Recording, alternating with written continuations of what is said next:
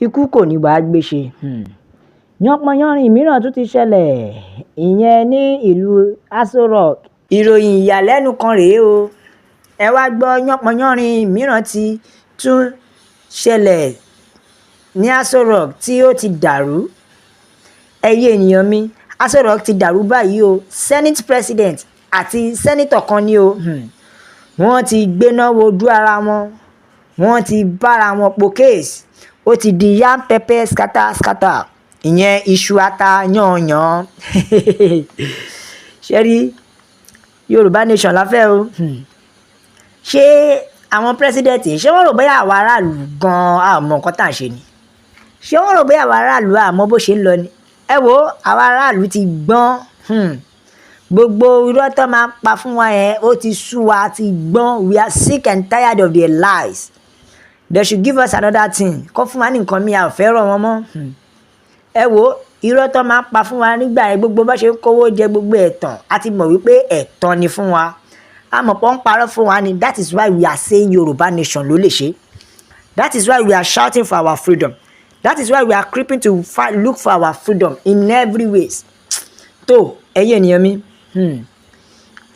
ṣe rí ìwà wèrè tí àwọn gómìnà, àwọn president wa ìwú, èyí tó fi ń kówó jẹ tọrọ bóyá ọmọ àwọn ará ìlú mọ̀ o. Gbogbo wọn ti ń sá kiri báyìí nítorí a ò lè máa tẹ̀síwájú nínú ìyà yìí mọ́. Yes, gbogbo wọn ti ń sá kiri nítorí protest tó sọ pé ó ń bọ̀ lọ́nà báyìí. Gbogbo wọn ti ń sáré nítorí wípé the fear ẹgbẹ́ ìbò mi o, nítorí the fear of the youth is the beginning of the bad leaders. Ìbẹ̀rù àwọn ọ̀dọ́ sì ti mẹ́rù bá gbogbo wọn, wọ́n ti wá ń jà. Ní báyìí ẹ wá gbọ́n tó ṣẹlẹ̀ nínú Aso Rock. Ṣé ẹ mọ̀ wípé Senator Ndumikiwu ti sọ tẹ́lẹ̀? Ó ní they are not competent. Ó ní Tinubu government is ruled by incompetent person. But now ó dàbí pé òótọ́ ló sọ o. Ẹ wo, ìjà yìí tó bẹ́ sílẹ̀ ní yánpọnyánrin tó bẹ́ sílẹ̀ ní Aso Rock, wọ́n ṣe ìpàdé lọ́wọ́ ni o. Kódà wọn kò fúnra wọn ní ọ̀rọ̀ sọ. Ṣé mọ̀ pé téèyàn bá ń ṣe ìpàdé, at least tó bá ń pàṣẹ bill nínú meeting, ó yẹ kí kẹ́kẹ́ kó pa ni.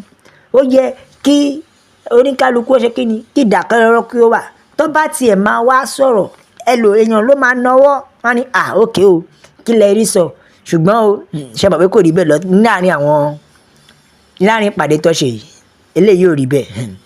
Ẹ wo, wọ́n gbégbóná fúnra wọn ni o. Bó ṣe ń pàṣẹ bíìlì yẹn lọ́wọ́ ni o, wọ́n ti gbégbóná fúnra wọn. Ìjà ìṣẹ̀lẹ̀, wọn ò fúnra wọn lọ́rọ̀ sọ. Arábìnrin yìí ni o, ta ló gbégbóná fúnra wọn gan? Senator Natasha ni o, láti ìpínlẹ̀ Kogi Èbìrà àkọ́rọ́ àdá ẹ̀, àbí ẹ̀yin Èbìrà. Senator Natasha ló gbégbóná fún Senate president kan ni o. Ṣé ni ó gba ọ̀rọ̀ náà bí ìgbà ọtí.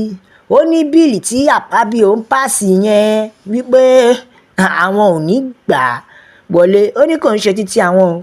Ó ní bíìlì tí Akpabio ń pàṣẹ yẹn, ó ní Akpabio kàn ń ṣeré ọmọdé ni o, àwọn ò gba bíìlì náà wọlé. Bó ṣe sọ ọ̀rọ̀ yìí tán, ìtìjú dé bá bàbá Akpabio, ojú ti bàbá.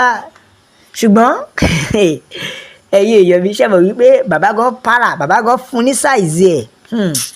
Tẹ́ ẹ bá gbọ́ ohun tí Senator Akpabio sọ fún woman yìí, ó tó kókè. Senator Akpabio ṣe ni ó dá lóhùn padà tó ní we are not in a night club, tó túmọ̀ sí wípé barbarians talking thousands.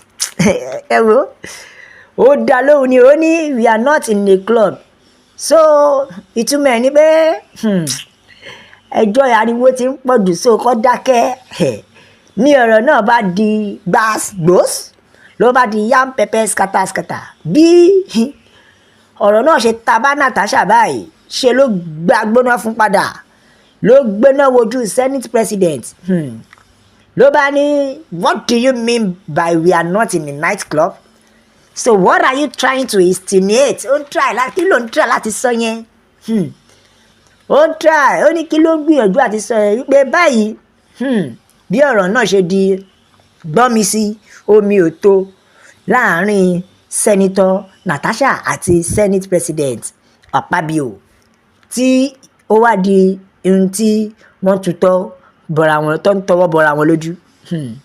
Ìṣẹ̀lẹ̀ ní ìgbà tí Akpabio ń pàṣẹ bíìlì ní o kó tó di wípé Natasha ó gbéná wojú ẹ̀ ó gbà ọ̀rọ̀ náà bí ẹni gbàgbà ọtí tó ẹ̀yin èèyàn mi ṣẹ́rí ṣé àwọn tí a ní kó kojú wa náà ẹ rí nígbà tá a sọ wípé òmìnira ẹ wo kò sí nǹkan tá a fẹ́ ju òmìnira wa lọ òmìnira wa ló lè ṣe gbogbo eléyìí ò kàn wá we are tired we don't want bad leaders again we want our own freedom òmìnira wa la fẹ́ òmìnira wa la fẹ́ we are sick and tired of this so gbogbo òṣì tí wọ́n ṣe yẹn kò kàn wá o kẹ́ má lọ rò bóyá Yorùbá nation ó máa dá sí protest àwọn leader wa ò ní ká dá sí wọ́n ní our freedom is what matters to us òmìnira wa ló jẹ wá lógún tó ẹ̀yin ènìyàn mi in as much as possible please subscribe to it share to it like comment let people know that òmìnira wa òun la tọrọ let people know that freedom for olóyè Chief Sunday Adéyẹmọ Ìgbòho Òòṣà and likewise baba Professor Banji Akintoye ẹ kú iṣẹ́ takuntakun ṣe rí iṣẹ́ yìí gan-an tẹ́ ẹ ṣe yìí ó ti jẹ́ kí gbogbo àwa ìran Yorùbá jí dìde wípé yes èyí tá a fi jẹ̀yà ti tó ẹ ti jí gbogbo àwa àtọ̀dọ́ àtọmọdé wípé yes no going back Yorùbá nation la fẹ́ Yorùbá nation ni o gbogbo kùlẹ̀kùlẹ̀ tá à ń sọ ẹ àfẹ́ yẹn mọ́ we want our freedom back yes my people on to this channel next time a ó máa fi èyí ṣe ìdágbére nítorí wípé kí ni àgbẹ̀ ò ní roko títí kò gbàgbé ilé bó pẹ́ bóyá onílé arélé tó a ó máa fi èyí ṣe ìdágbére on to this matter on to this channel next time we see you again we use the opportunity to tell you who's coming back ó dàbọ̀.